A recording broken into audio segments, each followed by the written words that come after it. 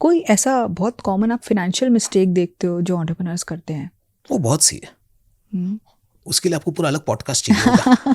But financial mistake में सबसे बड़ी प्रॉब्लम ये है ना कि वो खर्चा नहीं देखते। खर्चा तो फिक्स्ड है, इनकम फिक्स नहीं है। हम्म, जैसे हम लोग बोलते हैं ना कि डेथ इज कंफर्म्ड, या, लाइफ इज नॉट, यस, वैसे ही expense is confirmed, income is not. हम्म, तो इनकम को कंफर्म पकड़ के चलते हैं और खर्चे को वो देखते भी नहीं है, ओके, और इसीलिए मैक्सिमम कंपनियां मर जाती है, हम्म, इनिशियल सक्सेस के बाद भी खत्म हो जाती है। और हम भी ये मिस्टेक कर चुके हैं, ऐसा नहीं कि हम नहीं करते, हम भी करते हैं, कई बार उस डायरेक्शन में जाते हैं, क्योंकि it's a balance between a founders optimism and a managers pessimism. इसके बैलेंस में कंपनी बनती है। और अगर अपनी कंपनी की जो प्रमोटर ड्रिवन कंपनी होती है उसमें एंटरप्रेन्योर भी आप ही हो और मैनेजर भी आप ही हो, तो आपकी ऑप्टिमिज्म और पेसिमिज्म लड़ाई करती है। तो कभी जब आपकी ऑप्टिमिज्म ओवर पावरिंग हो जाती है तो आपकी ग्रोथ स्पीड बढ़ती है बट मार्जिन गिरने लगती है, क्योंकि आप खर्चों पे ध्यान कम देते हो। उस वक्त आपको लगता है बढ़ो बढ़ो बढ़ो, फिर आपके साथ में थोड़ा वो पेसिमिज्म को आपको जगह देनी पड़ती है कि थोड़ा संभलो, कि थोड़ा संभलो। तो ये कॉम्बिनेशन है। तो अगर आप देखोगे अच्छी कंपनियां जो होती है ना, वो सिर्फ एक लाइन से बढ़ती नहीं रहती है, वो बढ़ती है, थोड़ा सा रेस्ट लेती है, फिर थोड़ा बढ़ती है, फिर थोड़ा रेस्ट लेती है, वैसे वो चलती है। मतलब फास्ट ग्रोथ इज डेंजरस?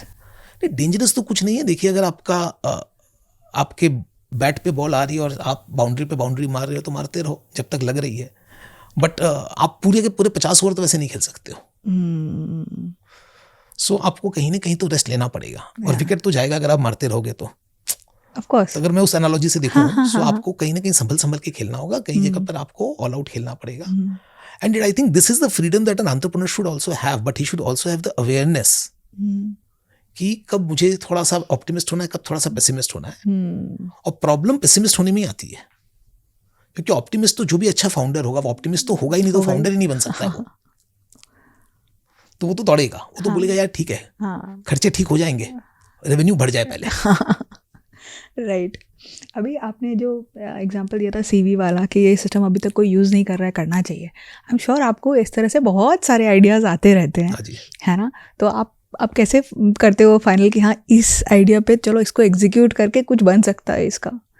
देखिए, क्या है ना कि हर आइडिया को एग्जीक्यूट करने की बैंडविड्थ नहीं है। So I think focus is very important. अगर आपको एक अच्छी बड़ी बिजनेस बनानी है तो आपको फोकस होना बहुत ज़रूरी है।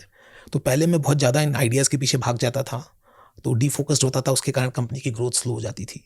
तो अभी मैंने इन दोनों को अलग कर दिया है। तो अभी मैं करता हूँ कि जो कोर बिजनेस है, कोर कंपनी है, जिसके ऊपर सब चल रहा है, उसकी कमाई से सब चल रहा है, उसको मैंने फुल फोकस मोड में डाल दिया है। वो फोकस वे में ही चलती है, उसमें कोई ड्रामा नहीं है, सिर्फ अडेप्टेशन है। Adaptation with the external world, so that our speed is at least equal to the external world. और जो नई आइडियाज हैं जहां मैं ड्राइव कर सकता हूं faster than the outside world, उसके लिए आई वर्क विद फाउंडर्स। मैं बहुत से स्टार्टअप्स को अब मैं को बिल्डिंग करता हूं, जिसको मैं वेंचर स्टूडियो मॉडल बोलता हूं। इसके अंदर हम फाउंडर्स के साथ मिलकर कंपनी बनाते हैं। अगर मुझे सही बंदा मिलता है जो उस आइडिया से रिलेट कर पाता है और मेरे साथ कंपनी बनाना चाहता है, तो वो हम अलग से बनाते हैं। इंडसनेट की कुछ बेसिक फैसिलिटीज हम उसमें यूज कर लेते हैं। इंडसनेट उसमें इन्वेस्ट भी करता है, उसमें हम अपने कस्टमर्स को एक्सपोज भी करते हैं उनको, बट उसको हम अलग बनाते हैं, उसको हम कंपनी के कोर बिजनेस से अलग रखते हैं। नहीं तो फिर हमें यहाँ पे प्रॉब्लम होनी शुरू हो जाएगी। Too many experiments, company slow हो जाएगी। ये क्लैरिटी होना बहुत जरूरी है, और ये जल्दी से आता नहीं है, समय के साथ इसके लिए धक्के भी खाने पड़ते हैं। तो अब जब फेलियर्स होंगे तो आपको धीरे धीरे समझ में आएगा। कई बार आपको लगेगा नहीं मैं तो कर लूंगा, वो नहीं कर पाया तो क्या हुआ। और कई बार लोग कर भी लेते हैं। सो फॉर एग्जाम्पल, अगर हम देखें एलॉन मस्क को, तो भाई साहब 4 कंपनियां चला रहे हैं वर्ल्ड क्लास। हम सोच भी नहीं सकते कि एक फाउंडर ऐसे 4 कंपनी हैंड्स ऑन चला सकता है वर्ल्ड क्लास कंपनीज, पर वो चला रहे हैं, तो ही इज एन एक्सेप्शन। ऐसे और भी लोग हैं, हम उनका सिर्फ नाम सुनते हैं क्योंकि वो पीआर और मीडिया में ज्यादा छाए हुए हैं। आई एम श्योर ऐसे और कई लोग हैं, बट हर आदमी नहीं है।